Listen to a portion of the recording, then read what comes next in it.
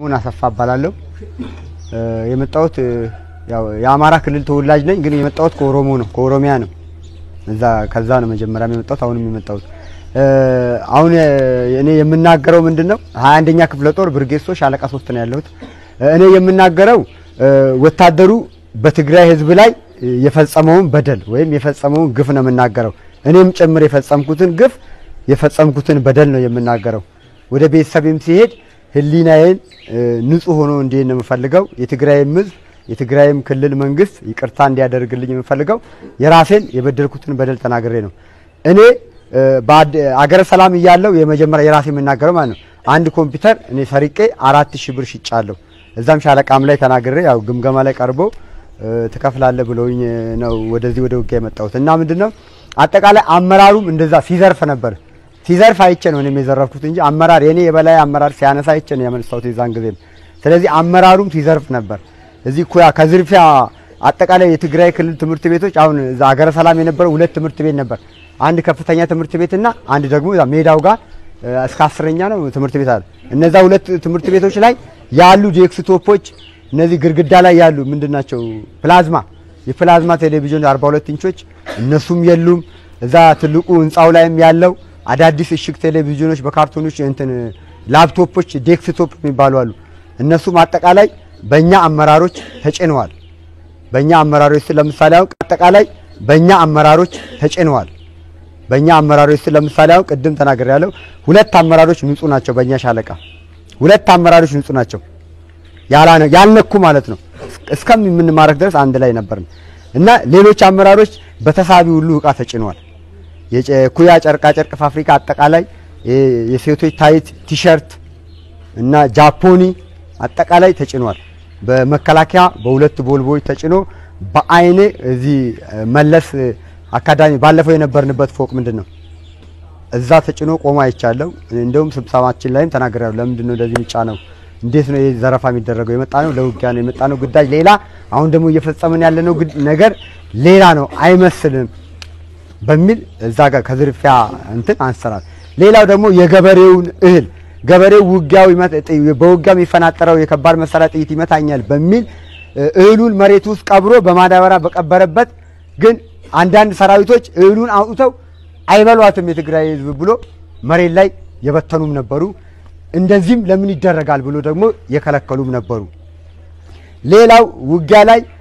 ከፊት ለፊት ወይም ያጠቃን ስንሄድ ሰራዊቱ የትግራይ ሰራዊት ወደ ኋላ በሚሄድበት ሰዓት የሚገኝ የገበሬው ከብት አንድ ሰው ለራሱም አንድ ፍየል የሚያርዳለ ግማሹ ደግሞ የሚከላከልም አለ አይሆንም ይሄ ትክክል አይደለም ብሎም የሚከላከል አለ ዝም ብላም ብሎ አርዶ የሚበላል አሁን አንድ ብሎ አርዶ የሚበላል አሁን አንድ ግቢ ነበርልኛ ዛ ጻፍት የሰውየው አጥር በቃ አለቀ ተናነደው ማለት ነው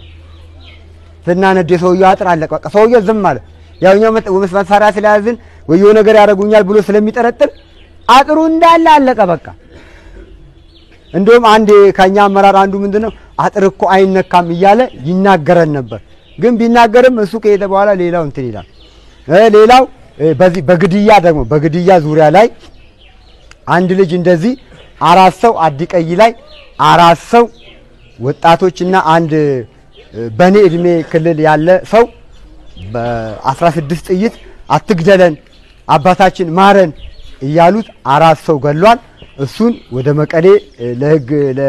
ለሲቪል ለትግራይ መንግስት ለሲቪል ተሰጥቷል ማለት ነው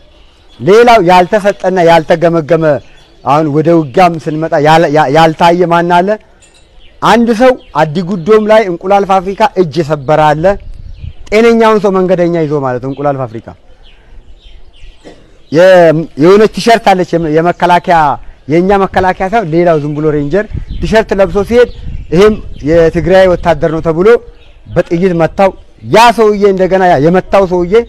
መኪና ከሌላ ላይ ሲፈተሽ ይዘው አዲጉዶም ጂፕሰን ፋብሪካ ፊት ለፊት በነበርንበት ጊዜ ከመኪና ላይ ወዶ ልጁ እዚህ ጋር ተከሻው ላይ ደም ነበረ ሲፈተሽ ማለት ነው ከሌላ ላይ ይሄማ ወታደር ነው ከመኪና ላይ ወዶ ልጁ እዚህ ጋር ተከሻው ላይ ደም ነበረ ሲፈተሽ ማለት ነው ከሌላ ላይ ይሄማ ወታደር ነው የተመታ ሰው ተሸክሞ ወይ አግልሏል አለና እዛው ገደለው ህዝብ እያየ ሌላው ደግሞ አዲቀይ ላይ አሁንም ወንዝ ዳር በመንገድ ላይ የሚያልፍ አንድ ወጣት እድሜው ቢያንስ 30 ምናምን አመት ይሆናል ያንን ያዘውና ከየት የምትመጣው ከዚህ እዚህ ምን ልታረግ መጣ ታዲያ ከሌላ ቦታ እዚህ ምን ልታረግ መጣ አይ ዘመድ ጥየቃ ነው የመጣሁት ከዛ ወደዛ ወሰዱትና የሆነ ወንዝ አለች እዛ ሸጣ አካባቢ ከዛ በጥይት መቱት ኪስ ውስጥ ያለውን 2 ሞባይል የኛ መከላከያ ሰራዊት ማለት የመቱት 2 ሞባይል ከኪስ ወሰዱ ጫማው የሆነ ጥቁር የሆነ እንደ ቹፕ የሆነ ምንድነው የሆነ አሪፍ ጫማ ነበር ያንንም ጫማ አውልቆ ወሰዱ ከዛ መቶ አለቃው አየና እንዴት እንደዚህ ይደረጋል ብሎ ጫማውን አስመለሰ ከዛ ሬሳው አንድ ቀን ከምናምን ቆየ ከዛ ሽማግሌዎችና የቤተክርስቲያን የኦርቶዶክስ ቤተክርስቲያን አማኞች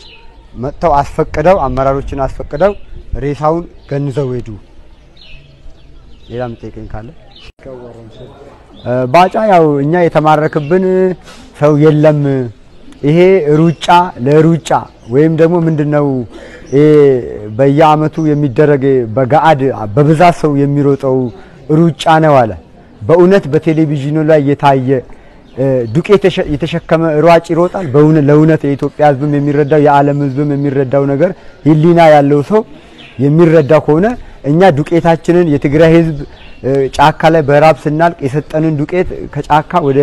ወደ ሌላ ካምፕ ስንዘዋወር ዱቄታችንንም ተሸክመናል ውሃ የምንይዝበትንም ጀሪካን ይዘናል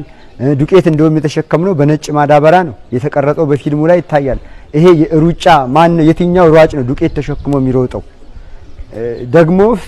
የትኛው ሯጭ ነው ሬንጀር ለብሶ የሚሮጠው ስለዚህ ይሄ ምንድነው የሚያመለክተው አልተሸነፍኩም አልሞትኩም በህይወት አለው ስለዚህ ያለ የኢትዮጵያን ህዝብ የማታለል ስራ የመዋሸት ስራ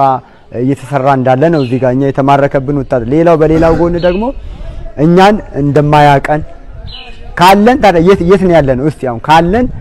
ለምሳሌ የት ነው ያለነው 21ኛ ክፍለ ጦር አሁን የት ነው ያለችው ካለ የተማረከ ከሌለ 21ኛ ክፍለ ጦር የት ነው ያለችው እስቲ ለኢትዮጵያ ህዝብ ያሳይ አልተማረከም ካለ ማለት ነው ዳልክ እንዳለም ይባላልው ያው የመጣሁት ከደቡብ ጎንደር አንድ አመት ወረዳ ወፍጫሜ ቀበሌ ማለት ነው ያው የመጣሁት እኔ 2011 ነው ውድድርና የገባሁት ያው የገባሁበት ምክንያት ያው በትምህርት ነው ተናድጄ ነው እኔ መከላከያ ምን እንደምናምን አላቅም ያው ነጥብ ቀረብኝ ተናድጄ የገባሁት ከዛ ማሰልጠኛ መጥቼ ነው መከላከያ ምናምን የተረዳሁት ማለት ነው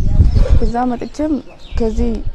ካምፕ እየኖርነ ከዛ በኋላ በቃ አንድ አመት ምናምን እንደቆየው ቅያሪ ያለ ምናምን ተባልነ ቅያሪ ጣንፈን ያለኝ ቆቦ ስንደርስ ያው ውጊያ አለ ተባልነ ውጊያ ገባን ያው ወደ ትግራይ ነው ምናምን ተብለን አልተነገርንም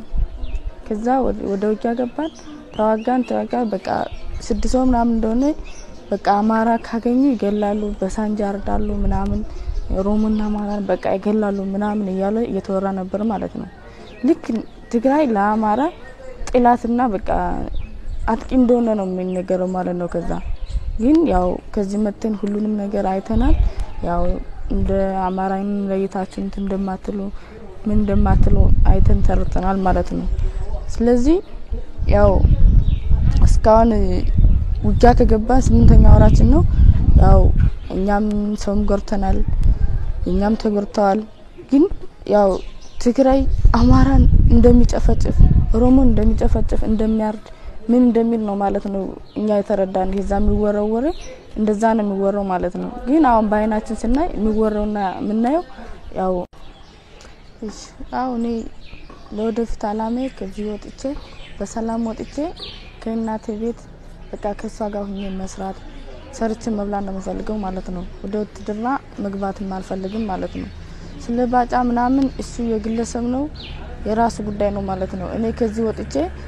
ከእናቴ ጋር ሆኜ በቃ እሷን አይኗን እያየው አይኔን እያየች ሰርቼ እንድበላ ነው የምፈልገው ማለት ነው ስለዚህ እናቴ ቆቦ ምናምን አልፎ ተባለ ያው የነካቱት ነገርም እንደሌለ የዘረፋቱት ነገርም እንደሌለ ነው የሚወራ ስለዚህ ያው የሚወራው ነገርና ተግባር የተለያየ ነው ማለት ነው እኛም ከዛ ሆነን ምን ሰማው ልክ በቃ እንደምትገሉን ምን እንደምትሉን ነው የሚወራ ማለት ነው ስለዚህ ከዚህ መተን ደግሞ ያው ባይናችን ያየነው ጥሩ ነገር ነው አሪፍ ነገር ነው ማለት ነው ስለዚህ ያው